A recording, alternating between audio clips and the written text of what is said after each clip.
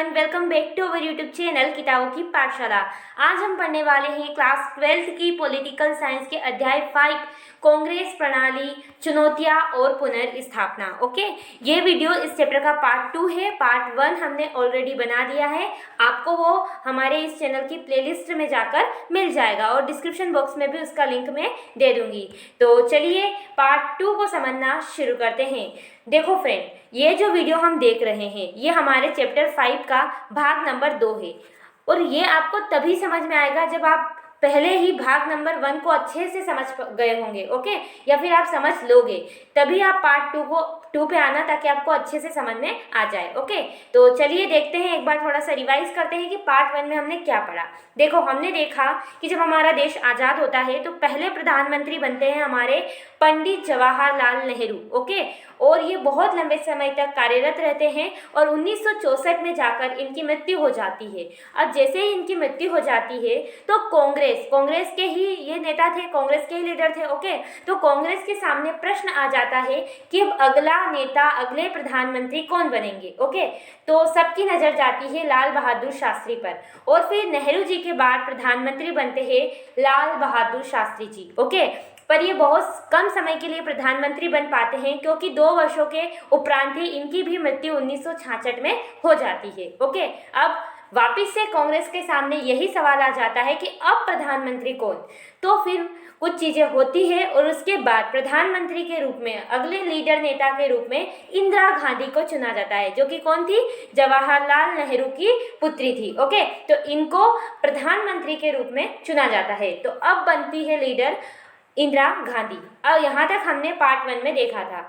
अब देखेंगे कि जब इंदिरा गांधी लीडर बनती है तो ये किस तरीके से काम करती है, क्या ये देश को संभाल पाती है, क्या कुछ होता है उसके बारे में। देखो, इंदिरा गांधी जैसे ही प्रधानमंत्री का पद संभालती है, यानी कि 1966 में जैसे ही ये लीडर बनती है कि चौथा आम चुनाव आ जाता है 1967 का। ओके, अभी तक 3 आम चुनाव हो चुके थे। अब जैसे ही इंदिरा बनी तो कौन सा चुनाव आया? चौथा आम चुनाव आएगा 1967 में। ओके, तो अब ये चुनाव आता है और ये इंदिरा के लिए बहुत बड़ी बड़ी मुसीबतें खड़ी करता है। क्यों करता है? देखो, अभी तक आपको पता है, अगर आपने आपने चैप्टर 2 पढ़ा होगा, ओके, एक दल के प्रभुत्व का दौर, तो आपको पता होगा कि जो हमारे देश आज़ाद होने के बाद जो भी 3 आम चुनाव हुए थे उनमें मात्र केवल और केवल कांग्रेस ही जीत रही थी। लेकिन ये जो चौथा आम चुनाव होता है ये इस चीज़ को बदल देता है, कुछ चेंजेस आ जाते हैं और कांग्रेस के लिए ये जो चुनाव है ये बहुत ही मतलब अजीब सा रहता है। चुनाव की जो कांग्रेस की शक्तियाँ है उसको बिखेर देता है। ओके, तो अब इंदिरा गांधी आई है, किस तरीके से वो चुनाव में भाग लेती है, क्या इंदिरा गांधी की सरकार चुनाव में जीतती है, ये सब हम इस चैप्टर में पढ़ने वाले हैं। तो आज का हमारा पूरा टॉपिक रहेगा इंदिरा गांधी और चौथा आम चुनाव 1967। ओके, चलिए बढ़ते हैं। देखो, भारत के राजनीतिक और चुनावी इतिहास में 1967 का ये साल अत्यंत महत्वपूर्ण पड़ाव माना जाता है। यानी कि जो भारत की राजनीतिक स्थिति है, ओके, और जो चुनावी इतिहास है उसमें ये जो चुनाव होता है 1967 का ये जो साल है, इसमें जो ये चौथा आम चुनाव होता है, ओके, ये बहुत ही महत्वपूर्ण पड़ाव माना जाता है। क्यों माना जाता है? आपको मैंने अभी बताया, 1942 के बाद से पूरे देश में कांग्रेस का दबदबा कायम था। यानी कि 1942 से हमारे जो चुनाव शुरू हुए थे, ओके, तो 3 आम चुनाव में केवल कांग्रेस का दबदबा था, कांग्रेस का वर्चस्व था। लेकिन जो ये 1967 का साल आता है, इसके बाद ये पूरी की पूरी प्रवृत्ति क्या हो जाती है, इसमें चेंजेस आ जाती है, ये गहरी तरीके से बदल जाती है। ओके, तो अब क्या बदलाव होता है, क्या कुछ चीज़ें होती है इस 1967 के साल में, इस चुनाव में, उसको समझते हैं। देखो, जब ये चुनाव होता है तो इसका चुनावी संदर्भ क्या होता है, मतलब जब ये वर्ष चल रहा था 1967 का और चौथा आम चुनाव की शुरुआत हो गई थी, तो उस टाइम पर चुनावी संदर्भ यानी कि देश में कैसी स्थिति थी उसको समझेंगे, है ना। चलिए देखते हैं। देखो, चौथा आम चुनाव के आने तक देश में बड़े बदलाव हो चुके थे, यानी देश में कुछ बड़े चेंजेस आ चुके थे। ओके, तो कौन कौन से आए थे उनको देखते हैं। देखो, सबसे पहला चेंजेस था राजनीति में, यानी कि भारत की जो राजनीतिक स्थिति थी वो पूरी तरीके से बदल चुकी थी। ओके, कुछ अलग अलग चीज़ें उसमें आ चुकी थी। उसके साथ ही दूसरा चेंजेस आया था भारत की आर्थिक स्थिति में, यानी कि जो भारत की आर्थिक स्थिति वो भी बहुत खराब हो चुकी थी। अब कैसे खराब थी, क्या क्या समस्याएं थी, वो भी हम डिटेल से कवर करेंगे और भारत की राजनीतिक स्थिति को भी डिटेल से देखेंगे। तो सबसे पहले देख लेते हैं कि इस चुनाव के समय भारत की राजनीतिक स्थिति में क्या चेंज आए थे और किस तरीके की स्थिति बनी हुई थी। देखते हैं। सबसे पहली बात तो देखो, दो प्रधानमंत्रियों का जल्दी जल्दी देहावसान हुआ था, यानी कि दो प्रधानमंत्री की मृत्यु हो गई थी। अभी मैंने बताया कौन, एक तो हमारे नेहरू जी और दूसरे हमारे शास्त्री जी। तो इन दोनों की मृत्यु हो चुकी थी जल्दी जल्दी। और फिर तीसरे नए प्रधानमंत्री इंदिरा गांधी बनी थी। ओके, और उनको अभी पूरा 1 साल भी नहीं हुआ था प्रधानमंत्री बने हुए, और उनके सामने चौथा आम चुनाव आ गया था। ओके, और ऐसा माना जाता था इंदिरा गांधी को कि ये राजनीति के लिहाज से थोड़ी सी कम अनुभवी है, क्योंकि हाँ सही भी है, जो दूसरे नेता थे उनकी उम्र भी ज़्यादा थी और उन्हें एक्सपीरियंस भी ज़्यादा था, और इंदिरा गांधी जो थे उनको थोड़ा सा कम अनुभव था। तो इस दौरान अब चुनाव कंडक्ट हो रहा था, तो इसमें कांग्रेस की क्या हालत होगी, क्या कांग्रेस जीत पाएगी या नहीं, ये इस बात पर भी तो निर्भर करती थी। तो इसलिए ये राजनीतिक स्थिति जो है वो अच्छी नहीं मानी गई थी। और इस अवधि में और भी बहुत सारी चीज़ हुई थी, जैसे कि इस अवधि में गंभीर किस्म के हिंदू मुस्लिम दंगे भी हुए थे, यानी कि बहुत बड़े पैमाने पर। और यहाँ तक कि ये कहा जाता है कि आज़ादी के बाद अब तक इतने गंभीर सांप्रदायिक दंगे नहीं हुए थे, यानी कि इस लेवल के दंगे अभी तक कभी भी नहीं हुए जितने 1967 के चुनाव में, चौथे आम चुनाव के टाइम पर हुए थे। ओके, देश में बहुत सारी जगह बंद और हड़ताल की स्थिति थी, बहुत सारी रेल हड़तालें, बंद दुकानें, सारी जगह बंद बंद का ऐलान हो रहा था क्योंकि दंगे हो रहे थे।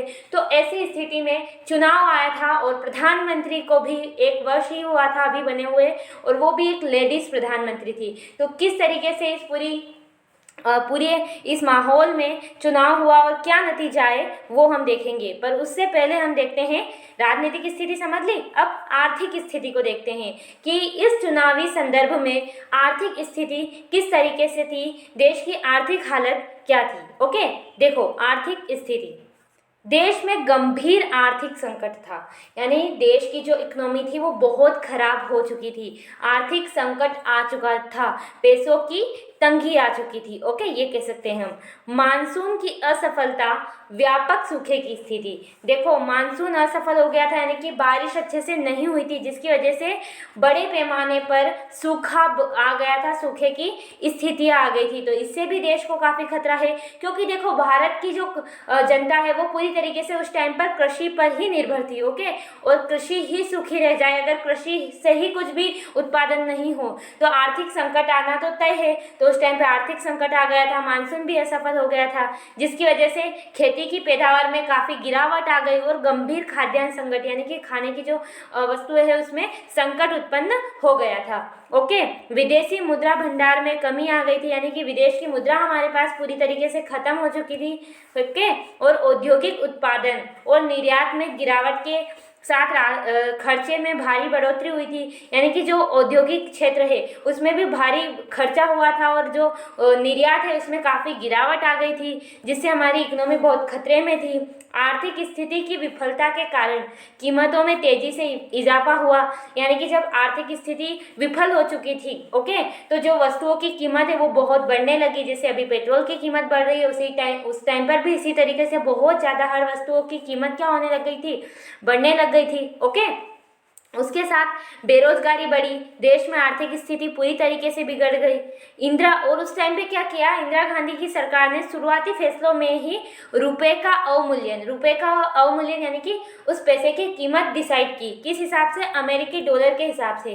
क्या कर दिया, जहां पर पहले एक अमेरिकी डॉलर की कीमत 5 रुपये थी, वहीं पर उस टाइम पर 1 अमेरिकी डॉलर की कीमत 7 रुपये कर दी। ओके, कितनी कर दी? 7 रुपये। तो इस तरीके से देश में काफ़ी आर्थिक स्थिति का सामना करना पड़ा। कब? 1967 के ईयर में। ओके, इस टाइम पर देश में काफ़ी खराब स्थिति चल रही थी। ओके, और आपको पता ही है क्योंकि इसको हमने क्या कहा था, खतरनाक दशक। 1960 का जो दशक था वो कैसा था?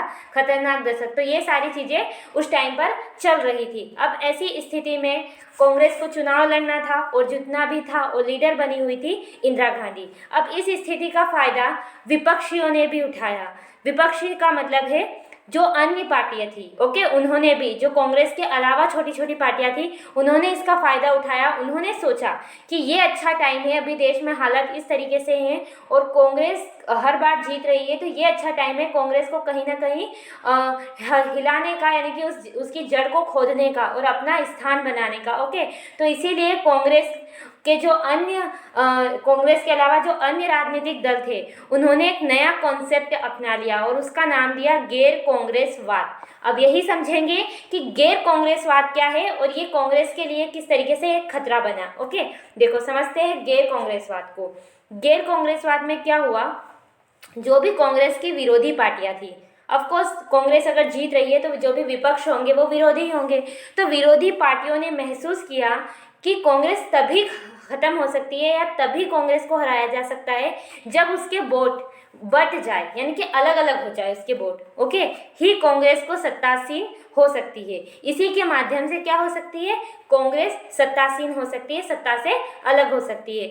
इसलिए क्या किया, जो दल अपने कार्यक्रम अथवा विचारधाराओं के धरातल पर एक दूसरे से अलग थे, यानी कि कांग्रेस के अलावा जितने भी दल थे जो एक दूसरे से अलग थे, वो कांग्रेस को हराने के लिए एकजुट हो गए। ओके, वे सभी एकजुट हो गए और उन्होंने कुछ राज्यों में कांग्रेस विरोधी मोर्चा भी बना लिया। ओके, आपको बात समझ आई? उन्होंने सोचा कि अगर कांग्रेस को हराना है तो इसके वोटों को बांटना होगा, और वो हम कैसे कर सकते हैं, हम सब एक साथ मिल जाए और कांग्रेस का विरोध करें, तभी कांग्रेस का जो वोट है वो बटेगा और कांग्रेस हार जाएगी और हम सब एकजुट हो जाएंगे। इसी को सोचकर वो गैर कांग्रेसवाद को लाए, यानी कि कांग्रेस के अलावा जो पार्टियां हैं उन्हें क्या कहेंगे, गैर कांग्रेसवाद। तो इस तरीके की चीजें होने लगी तथा अन्य राज्यों में सीटों के मामलों में चुनावी तालमेल किया और बाकी सभी पार्टियों ने क्या किया, चुनावी तालमेल बना लिया राज्यों की सीटों के लिए। ओके, और वो इस तरीके से कांग्रेस को तोड़ने की कोशिश करने लगे या कांग्रेस को हराने की कोशिश करने लगे। और इसी को समाजवादी नेता राम मनोहर लोहिया ने इसी रणनीति को गैर कांग्रेसवाद, ओके यहाँ पे वाल की जगह आएगा गैर कांग्रेसवाद, ओके का नाम दिया। ओके, आपको समझ आया क्या कहना चाहती हूँ मैं? गैर कांग्रेसवाद क्या है, अगर बिल्कुल ही सिंपल लैंग्वेज में बात करें तो देखो, गैर कांग्रेसवाद का मतलब है इंदिरा गांधी को हटाने के लिए या फिर कांग्रेस को हटाने के लिए विपक्षी पार्टियों का एकजुट होने की नीति को हम क्या कहेंगे, गैर कांग्रेसवाद कहेंगे। ओके, देखो आइए आपको अच्छे से समझ में, शॉर्ट में बताऊं क्या होता है कि कांग्रेस जीतती आती है। अब जो विपक्षी दल होते हैं, ओके विपक्षी पार्टियां होती है, वो चाहती है कि हम कांग्रेस को सत्ता से हटाएं। ओके, क्योंकि उनको कांग्रेस का काम पसंद नहीं आ रहा था, इसलिए जो जितनी भी विपक्षी पार्टियां होती है, कांग्रेस को छोड़कर जितनी भी गैर कांग्रेसी पार्टियां होती है, वो आपस में मिलजुल कर एकजुट हो जाती है ताकि वो क्या कर सके, कांग्रेस को सत्तासीन कर सके। और इसी नीति को, इसी रणनीति को क्या कहा गया, गैर कांग्रेसवाद कहा गया। और इसको नाम किसने दिया, राम मनोहर लोहिया ने। ओके, याद रखना, MCQ क्वेश्चन बन के आ सकता है कि किसने गैर कांग्रेसवाद का नाम दिया था, तो आपको बताना है राम मनोहर लोहिया को। और आई होप आपको गैर कांग्रेसवाद क्या है ये समझ में आ गया होगा। अब ऐसी स्थिति में क्या होता है, ऐसी स्थिति में देश में चुनाव होते हैं। ओके, और इसी माहौल में लोकसभा और राज्य विधानसभा के लिए 1967 के फरवरी माह में चौथे आम चुनाव हुए। इसी टाइम पर, इसी माहौल में जहां पर आर्थिक स्थिति खराब है, राजनीतिक स्थिति बिगड़ी हुई है और इसका फायदा गैर कांग्रेसी दल मिलकर उठा रहे हैं और गैर कांग्रेसवाद को अपनाकर कांग्रेस को तोड़ने की कोशिश कर रहे हैं। तो इसी माहौल में, इसी माहौल के चलते फरवरी माह में चौथा आम चुनाव हुआ। अब ये चुनाव पहली बार ऐसा चुनाव था जो कांग्रेस बिना नेहरू के लड़ रही थी, यानी कि कांग्रेस पहली बार नेहरू के बिना मतदाताओं का सामना कर रही थी। ओके, तो अब बारी थी, चुनाव हो गए, अब बारी थी चुनाव परिणाम की। ओके, कांग्रेस ने जो चुनाव हुए उसके अब चुनाव परिणाम की बारी आ चुकी थी। अब प्रश्न ये उठते हैं कि क्या इसमें कांग्रेस जीती या फिर गैर कांग्रेसवाद ने मिलकर कांग्रेस को हरा दिया? क्या इसका आंसर है? तो इन दोनों में से कुछ भी इसका आंसर नहीं है, क्योंकि आंसर बिल्कुल पेचीदा है। पेचीदा क्यों है? देखो क्या हुआ, जैसे ही चुनाव परिणाम आए तो कांग्रेस को राष्ट्रीय स्तर पर भी और प्रांतीय स्तर पर बहुत बड़ा गहरा धक्का लगा। ओके, धक्का लगा, लेकिन जो बहुमत है, ओके, जो पार्टी सबसे ज्यादा बहुमत लाई वो लाई तो कांग्रेस ही, यानी कि कांग्रेस जैसे तैसे लोकसभा में बहुमत तो ले आई, लेकिन उसको प्राप्त मतों के प्रतिशत तथा सीटों की संख्या में भारी गिरावट आ गई।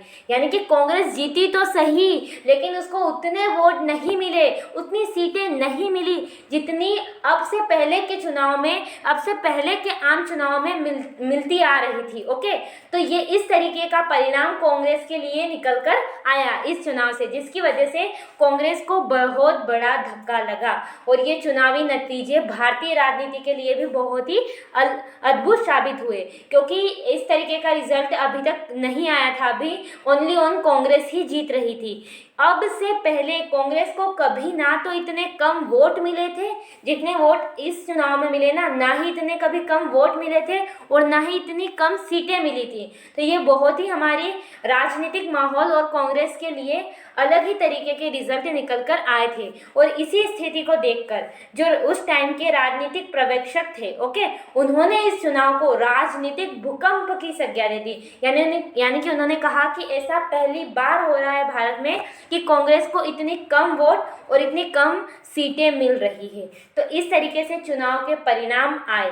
अब इन चुनाव परिणामों को आप यहाँ मैप पर और आसानी से समझ सकते हैं। देखो ये यहाँ पर आपको पूरा मैप दिख रहा है और इसमें बताया गया है कि कांग्रेस को क्या कहाँ पर विजय मिली थी और कहाँ पर कांग्रेस हार गई थी। ओके, तो चलिए देखते हैं।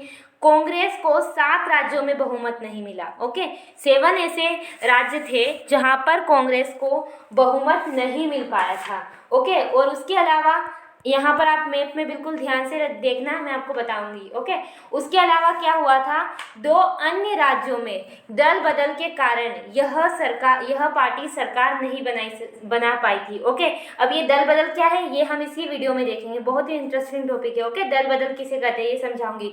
तो इसके कारण 2 और ऐसे राज्य थे जहाँ पर सरकार कांग्रेस नहीं बना पाई थी। तो इस तरीके से 9 ऐसे राज्य थे जहाँ पर कांग्रेस की सरकार नहीं बन पाई थी। ओके, तो ये जो यहाँ पर आपको इस तरीके का भाग दिख रहा है, ओके, इसी रंग का, जो इसी कलर का आपको दिख रहा है, इसमें कांग्रेस अविजयी हुई थी, यानी कि उसको बहुमत प्राप्त नहीं हुआ था 1967 के चुनाव में। अगर आपको याद हो, हमने चैप्टर 2 पढ़ा था जो एक दल के प्रभुत्व का दौर, उसमें मैंने आपको इस तरीके से मैप बताया था, कांग्रेस जीत रही थी उसका। तो आप देखते होंगे उस मैप में कि पूरे भारत में कांग्रेस उस टाइम पे जीत रही थी। लेकिन 1967 के चुनाव में कांग्रेस 9 राज्यों से उखड़कर अलग हो चुकी थी। ओके, ये जो हिस्सा है यहाँ के सारे राज्य है, इनमें अब कांग्रेस नहीं रह पाई थी। कांग्रेस देखो कहाँ कहाँ पर नहीं जीत पाई थी, पंजाब, हरियाणा, उत्तर प्रदेश, मध्य प्रदेश, बिहार, पश्चिम बंगाल, उड़ीसा, मद्रास, केरल में सरकार नहीं बना पाई थी। ओके, कांग्रेस अकेली ही यहाँ पर इतने राज्यों में क्या कर नहीं पाई थी, सरकार नहीं बना पाई थी। तो ऐसी सिचुएशन कांग्रेस को देखने को मिली 1967 के चुनाव में। ओके, देखो उसके साथ ही एक यहाँ पर जो मद्रास है ना, जो ये मद्रास का इलाका है इस तरफ, यहाँ पर नीचे, यहाँ पर एक पार्टी जो थी जिसका नाम था क्षेत्रीय पार्टी द्रविड़ मुद्रित कृष्णगम। ओके, ये पार्टी जीत गई थी और पूर्ण बहुमत से, यानी कि इसको पूरा का पूरा बहुमत मिला था इस इलाका में, और ये सत्ता पाने में क्या हो गई थी, कामयाब हो गई थी। और ये चुनावी इतिहास में पहली ऐसी पार्टी थी जब किसी गैर कांग्रेसी दल को किसी राज्य में पूर्ण बहुमत मिला हो। ओके, ये ऐसी पहली पार्टी थी जिसको क्या मिला था, पूर्ण बहुमत मिला था इतिहास में उस टाइम पर। ओके,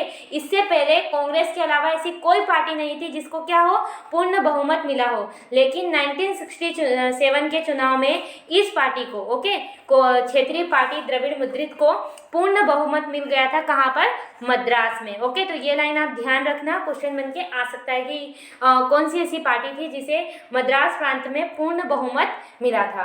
तो इसके हिसाब से आपने जो भी फैक्ट पढ़े तो आपको पता चल गया कि ये जो चुनाव था इसमें कांग्रेस जीत तो भले ही गई थी, पर उसके लिए ये साबित कर दिया था इस चुनाव ने कि कांग्रेस की जो जड़ है उसको अन्य गैर कांग्रेसवादी पार्टियों ने ढीली कर दी है, क्योंकि बहुत सारी जगह वो पूर्ण बहुमत से सरकार नहीं बना पाई थी। ओके, अब देखो इस तरीके से क्या हुआ, कांग्रेस को धक्का लगा, लेकिन किसी न किसी तरीके से कांग्रेस जीत गई। ओके, उतने सारे वोटों से नहीं जीती, लेकिन फिर भी कांग्रेस को जीत मिल गई। अब इसके बाद इतना बड़ा धक्का लगने के बाद कांग्रेस का आगे क्या होता है, आपके मन में ये भी जानने की इच्छा हो रही होगी कि अब कांग्रेस का आगे क्या होता है, किस तरीके से इंदिरा गांधी सरकार चलाती है, क्या कुछ होता है।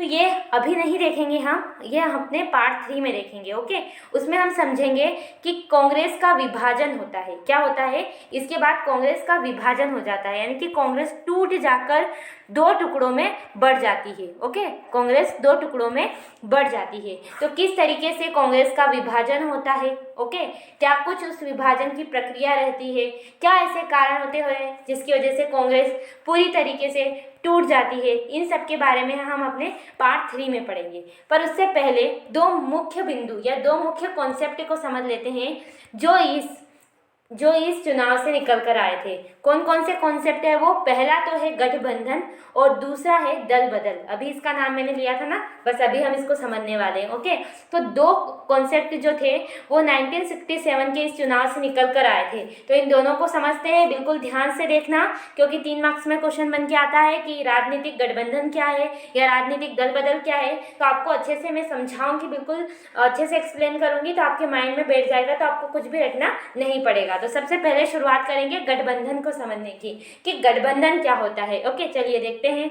देखो, जब कोई पार्टी या जब किसी पार्टी को पूर्ण बहुमत नहीं मिलता है, ओके, क्या होता है, जैसे कांग्रेस का अभी इसी चुनाव में आपको देखने को मिला, कांग्रेस को पूर्ण बहुमत नहीं मिला। ओके, तो जब किसी पार्टी को पूर्ण बहुमत नहीं मिलता है तो अन्य राजनीतिक दल द्वारा चुनाव व चुनाव के बाद किया गया आपस में समझौता राजनीतिक गठबंधन कहलाता है।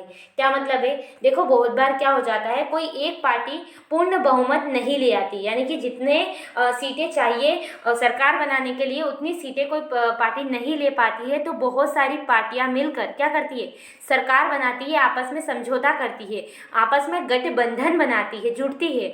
इसी को हम कहते हैं गठबंधन की सरकार या गठबंधन, आपस में जुड़कर सरकार बनाना। ओके, देखो ये जो चीज़ थी ये 1967 के चुनाव परिणाम ने गठबंधन की राजनीति को जन्म दे दिया था। यानी कि जो ये कॉन्सेप्ट है गठबंधन वाला, ये पहले लोग नहीं चलाते थे, क्योंकि पहले तो कांग्रेस पूर्ण बहुमत ले ही आती थी, इतनी सारी सीटें कांग्रेस को मिल जाती थी, लेकिन इस चुनाव में नहीं मिल पा रही थी। ओके, और बहुत सारी पार्टियों को नहीं मिली थी, तो इसकी वजह से ये नया कॉन्सेप्ट इसी चुनाव से शुरू हुआ, गठबंधन की राजनीति वाला। ओके, क्या होता है, 1967 के चुनाव में भी किसी भी पार्टी को बहुमत नहीं मिल पाया था। ओके, इसी कारण ये जो गठबंधन की राजनीति शुरू होती है, इसलिए अनेक गैर कांग्रेसी पार्टियों ने एकजुट होकर संयुक्त विधायक दल बनाया और गैर कांग्रेसी सरकारों का समर्थन किया। ओके, गैर कांग्रेसी सरकारों का समर्थन दिया, यानी कि बहुत सारे विधायक मिल गए और उन्होंने संयुक्त विधायक दल बनाकर जो भी गैर कांग्रेसी पार्टी थी उनमें वो शामिल हो गए और कांग्रेस की जड़ को ढीली करने की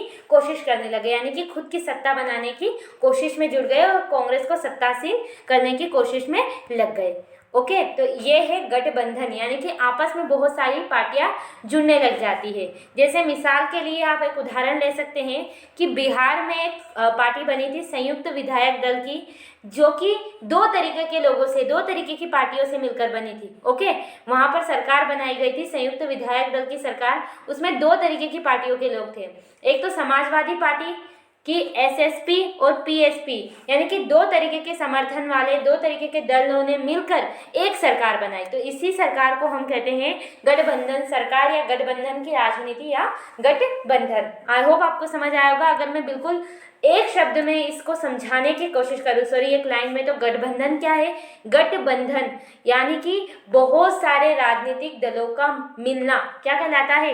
गठबंधन कहलाता है। आपस में समझौता करके सरकार बनाना। आई होप आपको गठबंधन समझ में आया होगा। और ये 3 मार्क्स में क्वेश्चन आता है तो आपको यही सारे पॉइंट लिख देने हैं, आपको पूरे के पूरे 3 मार्क्स मिल जाएंगे। चलिए अब बढ़ते हैं दल बदल की तरफ कि दल बदल क्या है, इसको समझते हैं। ये तो बहुत ही इंटरेस्टिंग टॉपिक है। ओके, तो अच्छे से समझ में भी आ जाएगा कि दल बदल क्या है, क्योंकि ये आज के टाइम पे मध्य प्रदेश में हुआ था। ओके, अभी कुछ वर्षों में ही ये जो चीज़ है ये मध्य प्रदेश में हुई थी, तो आपको अच्छे से क्लियर हो जाएगा। देखो 1967 के चुनाव की एक खास बात दल बदल थी। ओके, दल बदल थी, समझते हैं इसको। दल बदल क्या है?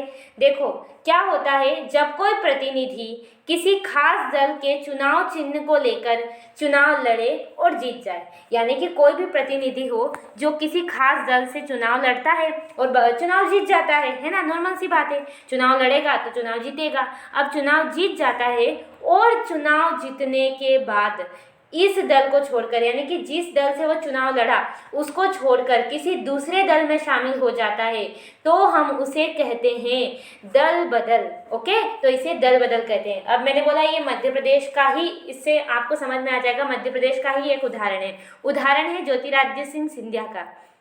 आपको पता है अभी जो चुनाव गए थे, ओके, उनमें क्या हुआ था? ज्योतिरादित्य सिंह सिंधिया कांग्रेस का जो चुनाव चिन्ह है उसके साथ लड़े और चुनाव जीत गए। और चुनाव जीतने के बाद वो कांग्रेस को छोड़कर दूसरे दल यानी कि बीजेपी में चले गए। ये क्या है? यही तो है दल बदल, इसी को तो कहते हैं दल बदल। तो यही दल बदल का उदाहरण है। तो आई होप आपको इतनी सी बात कहने से ही समझ में आ गया होगा, क्योंकि बिल्कुल आसान बात है। कोई भी नेता है जो किसी पार्टी के साथ रहता है और उसी से चुनाव लड़ता भी है और जीत भी जाता है। अब वो क्या करता है, जीतने के बाद उस पार्टी को छोड़कर, यानी कि ये जो पार्टी है मेन, इसको छोड़कर किसी और अन्य पार्टी में चला जाता है और अपने दल को बदल लेता है, इसीलिए इसका नाम रखा गया दल बदल। अब ऐसा 1967 के चुनाव में पहली बार हुआ था। तो उसी टाइम पर एक इन सब चीज को देखकर एक जुमला बन गया था, और वो जुमला ये था, आया राम गया राम। यानी कि ऐसे बहुत सारे नेता थे, विधायक थे, जिन्होंने ऐसा काम किया था, आया राम गया राम। तो वो दल बदल किया था, एक पार्टी को छोड़कर दूसरी पार्टी में चले गए थे, इसलिए ये जुमला पड़ा आया राम और गया राम, यानी कि आए और चले गए। और ये जुमला एक खास वजह से पड़ा था, एक घटना थी इसकी वजह से, ओके, प्रसिद्ध हुआ था। तो देखते हैं वो घटना क्या है। देखो क्या था कि 1967 के चुनाव में हरियाणा जो है, हरियाणा राज्य, वहाँ के एक विधायक थे गयालाल। उनका नाम क्या है? गयालाल। अब वो क्या करते हैं, एक पखवाड़े यानी कि एक ही समय में, एक समय के अंदर, कुछ समय के अंदर 3 दफा यानी कि 3 बार अपनी पार्टी बदल लेते हैं। ये तो गजब ही करते हैं। मतलब क्या करते हैं कि सबसे पहले जिस पार्टी में थे, ओके, वहां से दूसरी पार्टी में जाते हैं और वापस उसी पार्टी में आ जाते हैं। तो 3 दफा ये क्या करते हैं, अपनी पार्टी को बदल लेते हैं। और इसी से ये जुमला पड़ता है कि आया राम गया राम। गया इनका नाम था, देखो गया लाल, इसीलिए यहाँ पे लगा गया। तो आया राम गया राम, यानी कि आया और वापस चला गया। आई बात समझ में? तो ये इसी से ये जुमला प्रसिद्ध हुआ था। तो यही चीज है दल बदल। तो आई होप आपको दल बदल क्या है ये अच्छे से समझ में आ गई होगी। तो अच्छे से इसको ध्यान रखना, क्योंकि ये मोस्ट इंपोर्टेंट क्वेश्चंस के अंतर्गत आता है। चलिए बढ़ते हैं हम आज के प्रश्नों की तरफ कि आज के मुख्य प्रश्न क्या क्या है। सबसे पहले 1967 के आम चुनाव के समय भारत की आर्थिक व राजनीतिक स्थिति कैसी थी उसका वर्णन करना है।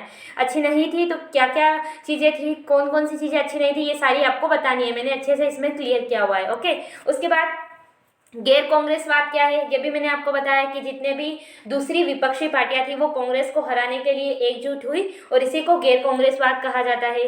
फिर चौथे आम चुनाव को राजनीतिक भूकंप क्यों कहा गया, तो ये भी बताया कि चौथा आम चुनाव ऐसा था जिसमें जो परिणाम आए वो बिल्कुल अलग थे, ओके, अनएक्सेप्टेड थे, इसीलिए इसे भूकंप की संज्ञा दी गई।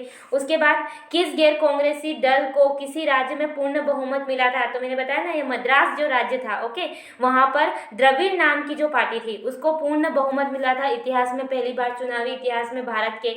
फिर राजनीतिक गठबंधन क्या है, जब बहुत सारी पार्टियां मिलकर गठबंधन करती है तो उसे हम राजनीतिक गठबंधन कहते हैं। ओके, उसके बाद दल बदल से क्या तात्पर्य, उदाहरण से ही समझाइए, अभी समझाया।